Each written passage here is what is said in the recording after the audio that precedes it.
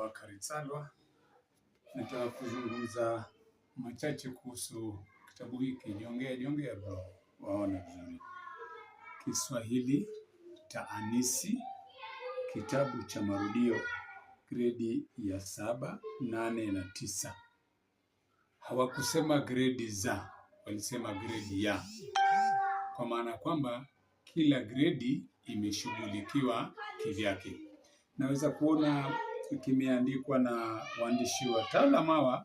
Namwona Bi Rudia Nyangaresi, namwona dadangu Zipora Rori, kisha kuna kakaangu Augustine Ochanji na mheshimiwa Kennedy Mwavali Anduvate. Uzuri ama ubora wa kitabu hiki nitazungumzia jambo moja tu, alafu mengine nitakuacha uyajaze. Jambo ambalo ni bora na ni la kipekee ni kwamba ukiangalia mada jinsi zilivyopangwa zinaakisi mtaala mzima. Gredi ya 7, ya 8 na ya 9. Mada zimepangwaje? Mathalan, gredi ya 7 wanaanza, sura ya kwanza ni usafi wa kibinafsi. Gredi ya 8 usafi wa sehemu za umma. Gredi ya 9 usafi wa mazingira. Sasa ukiangalia sura ya kwanza, kusikiliza na kuzungumza, kitabu hiki kinaangazia usafi. Kwamba usafi wa kibinafsi.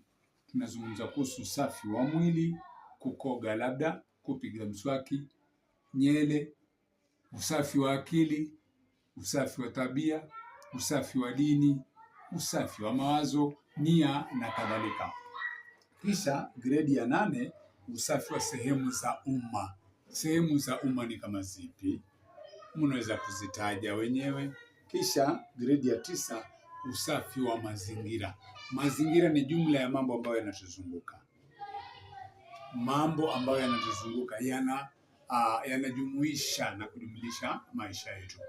Kisha kuna mambo ya kuna swala la kusoma, kuna swala la kuandika, halafu sarufi. Ninachoomba kukutaarifu kabla hujajinyakulia nakala yako ni kwamba kila mada inavyoshughulikiwa, kama ni mifano, inatolewa kwenye maudhui. Kwa mfano